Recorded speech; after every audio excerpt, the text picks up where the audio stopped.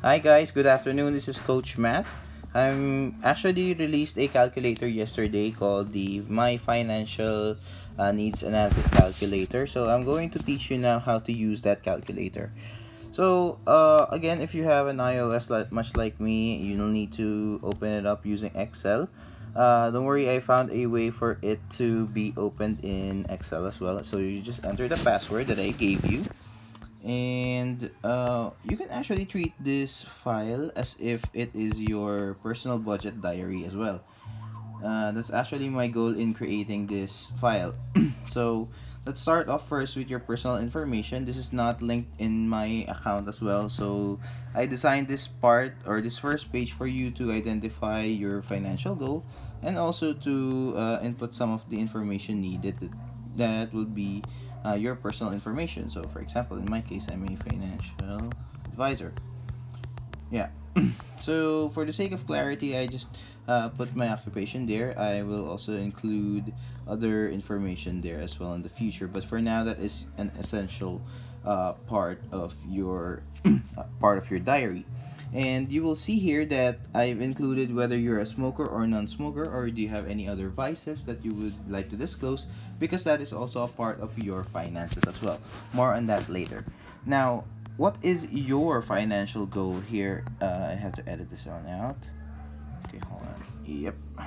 What is your financial goal for the year? Usually, what I ask my friends and some of my clients is that when they're saving up for money, they should be including that as their financial goal. So it depends from person to person, but I will just show you how easy it is to come up with a goal. So, for example, my goal would be in a year, or in a year from now, or the end of 2020, I would want to have 60,000 pesos in my bank account. So it's there. And the good thing about this diary is this. Enter the second page and you will also find your cash flow sequence. Your cash flow actually starts with your income. So if you are a regular employee, or if you're a small-time business person, this would be, or rather for anyone that's working, this is really essential for them. So what we're going to do here is just we're going to tally your regular income. So usually regular incomes are regular salaries, incentives, and the rest are irregular forms of income that can go higher or lower depending on the year, or rather on the month. So it depends on the sequence. So my advice for those people who are not earning consistent income or regular income is to get the average that they receive within a year, and then treat that as a baseline. So if a regular employee, for example, would use this diary, it would be well. Let's try to put the minimum wage. So that's 15,000. No incentives, no investment returns whatsoever. And then you will see here that in the top of the table there is well, there's a mindset format there as well. That's income minus savings equals expenses. One of the oldest, if not the oldest, smart way for you to save up money is to save it first before you actually spend some of it. Now, what I did with this table is very simple. I just implemented how you will do this in real life. You can see here that there's a mandatory savings of 20% from your regular salary. So I actually gave it up until 10% for starters. So I just multiplied it to 0.1 and I got 1,500 pesos. So 1,500 pesos should be saved on a monthly basis. Again, this diary should be used on a monthly basis, and it would be deducted from your original salary. And the reason for that is you will have a projected savings of 18,000 in 1 year. And where did this 18,000 come from? It came from the 1,500 that was deducted from your regular monthly salary. If you're going to do that consistently for one whole year, you will have the 18,000 back. And the reason why I'm doing this on the onset is because savings is a habit. You should know not only to do this on a numerical sense, but also on a psychological and an actual sense. Now, deducting 1,500 from your regular salary means that you will have your 13,500 pesos as your generated, or rather as your rotating income. Now, I deducted that already and considered that as your monthly income, and this should be the amount that would rotate on your savings, or sorry, on your needs. So what I have here is that there are a lot of things that you can there are a lot of things that you can spend your money on, and most of these things are your needs, most of these are your needs. So let's reset this counter first. So by the way, this part of the diary is also for your debts. So if you have debts, we can compute not only for their interest rate on a monthly basis and yearly basis, but also you can track how many payments you need to do for them to be settled, and your target settlement date, as well as how much would it take for you to how much would it drain your cash flow if you could keep it up. So the mindset really here is to lessen your debt, and you will see this in a very numerical sense earlier on, or rather later on. Now, assuming that we will have these given numbers for the basic needs, let's see whether this example would give us a healthy cash flow. Since our monthly income is 13,500, our monthly expenditure is 9,300, what is left is 4,200. Again, that is what is left of your income. So a note here says that a healthy cash flow means that after spending everything that you need, you still have enough to save and invest, if not manage costs and debts. Why? Because if this turns out to be negative, then there is a problem within your expenditure. And we will stop from there, and we will know what to focus on. Usually it's about your debts, or it's about overspending in multiple factors. So another person asked me, Coach Matt, if there are other things that I would want to spend on, like voluntary services, or there are other things that will not really necessarily drain my cash flow in a numerical sense, where would I give them? So, where would I list them rather? So here's the principle here. When you say expenditure, it's usually money that's coming out of your pocket going to another business or another person. If it's not giving you an ROI, or a return of investment, then it's not an investment, it's an expenditure. So in order for it to be an expense, everything everything that is draining money out of your pocket immediately, that is an expense. But if it is a business, meaning that there is capital involved, and you get your return of investment as immediate as possible, then you will list your business earnings here as well. Sorry, I'm getting notifications from another group, but that's okay. Alright, so what I would like to emphasize here is the mindset first.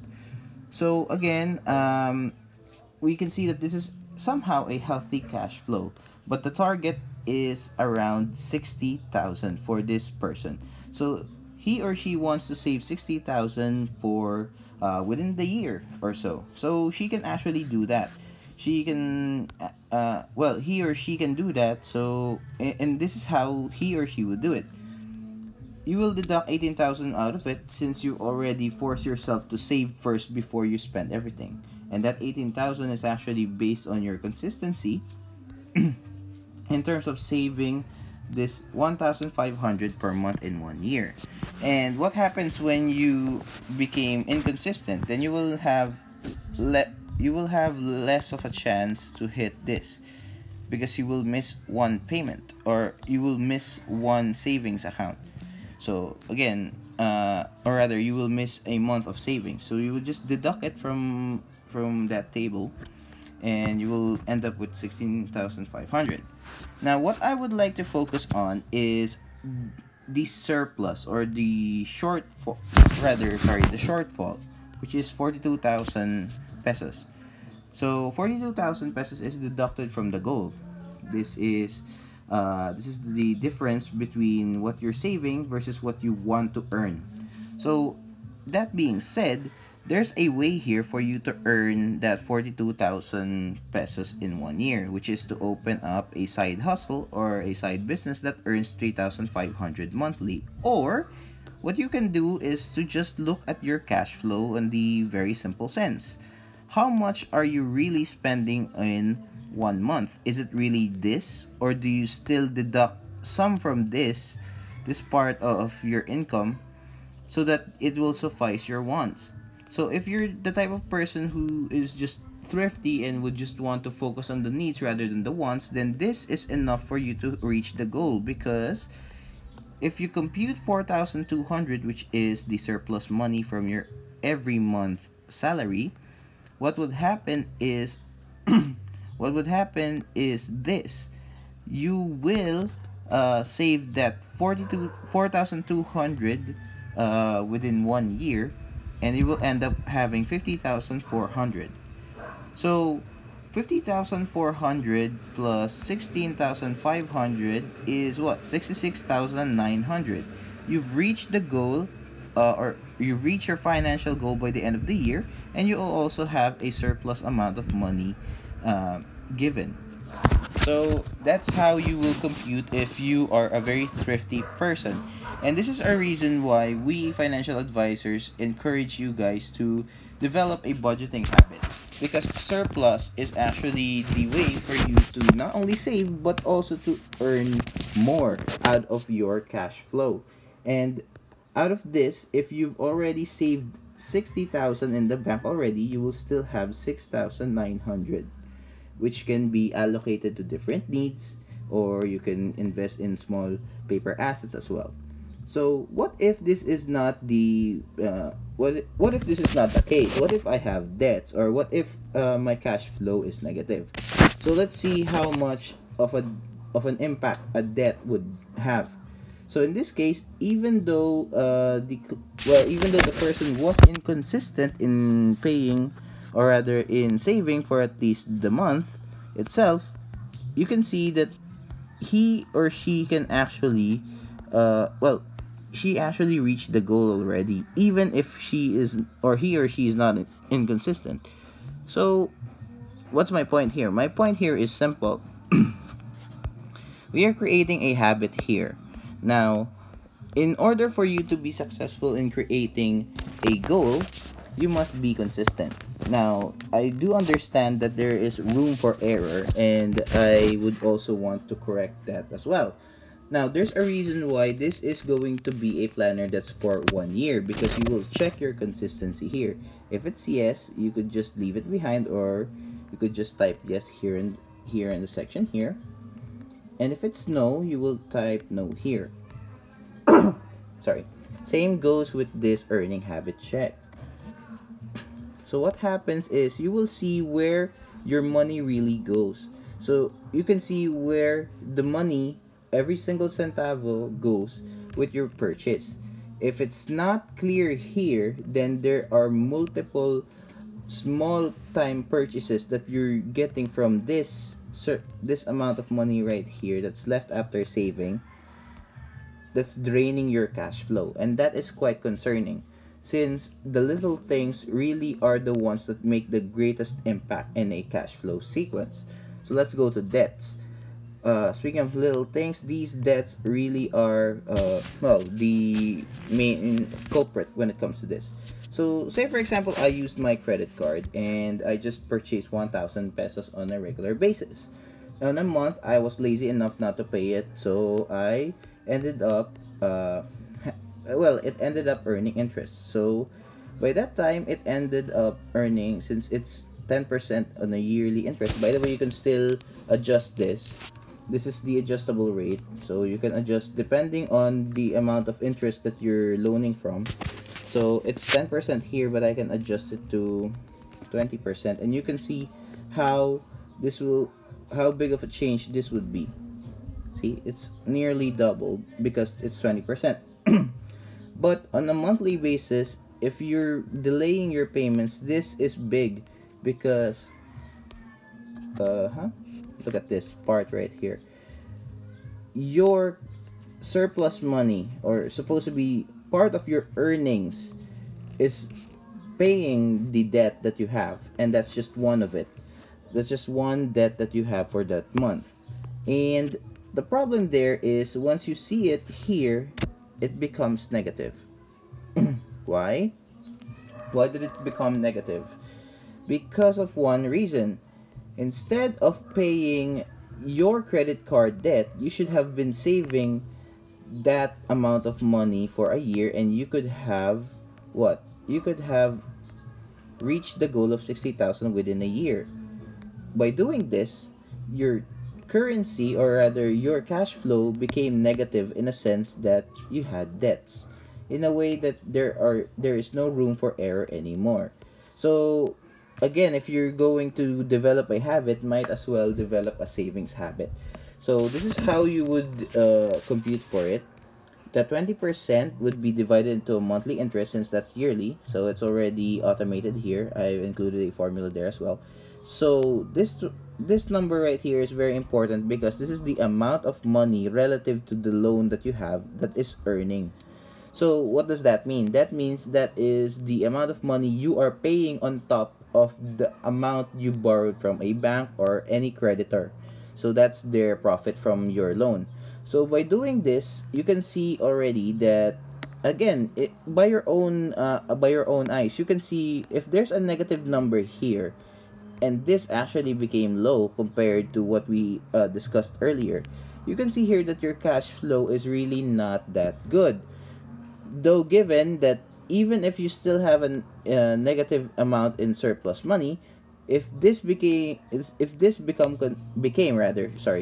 consistent, this is going to be 18,000 pesos on your pocket already, and this would be 38,200 pesos on your pocket as well. So combining them will be 56,200 pesos as well, even with a small debt like this.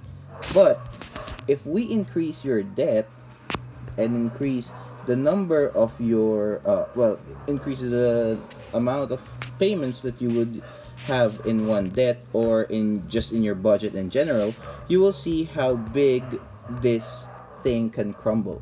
And this is why credit cards can be a trap for those people who can't really manage their finances well. From here on out, we can have a debt of 3,000 per month, and assuming you don't pay them on time, like a lot of people do, this will end up happening in your cash flow. So you will have a surplus, a small amount of money left. That's 1,167 every month. If you continue to save that, even with another savings part of your cash flow, you will still have 14,000 left. But you will not have any surplus anymore. That means that whenever emergencies strike and you will need to have money, your surplus money can't cover you as well. And this is the reason why keeping your cash flow healthy would not only be essential for you on an everyday basis, but also on a future sense. Keeping your cash flow healthy is the main reason why a lot of people fail in budgeting, because they can't consider the flow of money itself. Actually, budgeting is really easy, to tell you the truth. There are a lot of easy ways for you to budget. The best advice that I can give to anyone is to manage the cost that they have here. So if you lessen your costs and you live really within your means, and you do this, you save first before you spend on anything, and then on top of spending on the only things that you will need, meaning your basic needs, you will end up reaching the goal that you will have for yourself, and you will have an actual healthy cash flow. So I hope that will be enough. If you do have any questions, just message me as well. And you can actually use this calculator for free. I'm giving it away, by the way. So I've made improvements to this calculator. What I did here is quite advanced already. The calculator I sent yesterday, I believe, was basic. So what I did is is simple, really. It's just simple mathematics that I've formatted in a way that anyone can understand, even those who are not accountants. I mean, hey, I'm not really an accountant. I'm a psych major by profession. So what I just did is very simple. It's a straightforward process on how you can create your own on your own budget. So in order for you to reach the goal, as I've mentioned, you can dissect it into multiple parts. Now, oh, sorry. Yep. All right. Now, if this is something that will be interesting to you as well, then I highly suggest that you actually use this calculator. Again, I made this out of sheer will because I myself have had a difficult time when it comes to budgeting because that was not my forte. Again, I wasn't an accountant. I didn't have any degree in finance, but again, it's more of a concept. So once you know the concept and once you know how to make your own money into not only saving it but also knowing how it flows within your everyday life, meaning hence the reason why the term is cash flow. So you can make the most out of your limited resources. Again, this person is in this case is a minimum wage earner, so it's 15,000 there. So if a person with 15,000 salary can save as much as 60,000 using his normal cash flow method here, then I believe that there is no room for any excuses whatsoever. And let me just assure you of this. In the computation that I told you, the only thing that became negative, or really the negative factor that was given here in this example, was credit card debts. Because really, that's siphon the cash away from your pocket. Instead of keeping them where they belong or where they would grow, they would still be they would still be in another person's pocket, meaning they will be exiting your cash flow. What the goal of budgeting really is to make sure that your cash flow would be healthy. And also, for those people out there that will be wondering whether this is just a savings plan. No, no, no. That's actually not true, because if you manage your debt and if you can save as well, then that's one half of the story. You can see here that in the bills I've included insurances there because again, insurances are an expense for the first couple of years, because once it matures it's no longer an expense anymore, it's already an investment. And if it's a VUL, then it's an investment on the onset as well. So yeah, I did not declare it in a small business because again, you will not withdraw anything from it on a regular basis. It's not it's not an investment on the onset. It would be a protection first. So yeah, just to let you know that this kind of profile really exists here in the Philippines. And yeah, just to make sure that your limited resources would be something that you can see on an everyday basis, and you can also keep track of them, whether if it's healthy anymore, or if you need to adjust anything, or whether you should consult a financial advisor regarding a certain advice. Then that's this would be your basis. So financial needs analysis should be done by anyone and everyone, and it should be within the grasp of everyone's knowledge as well. That's why I'm creating this. Well, that's why I created this kind of calculator, so that anyone can be can be informed as well. So what is this? This is the last part of the calculator that I've made yesterday. This is this is more technical actually, because this is the computing the difference in consistency of your cash flow, meaning if anything else goes, or if there are inconsistencies within your cash flow, you will find where the money was spent on. So the concept actually is needs versus wants. Now, if this calculator actually is focused on spending on your needs first before your wants, because you will not you will not have to spend on anything first before your needs. They are top one priority. So this is a table that I actually learned from mentor Chinky Tan as well. But this second table, this is an original one. I made it myself yesterday. So let's focus first on the first one. This is your income sheet. I just totaled it in a yearly basis. This is the total. And this is the date where you started. So if you're going to start at March, this will be up until April of next year. So your personal survival needs. By the way, this is updated based on the information that you have for this calculator. Everything in this calculator is integrated. And what's good about formatting it in Excel is you can make multiple sheets in Excel as well. So yeah, that would be something that would be beneficial for anyone, especially for those especially for those who would want to keep track of their finances as well. All right, so oops, hold on. I need to yeah.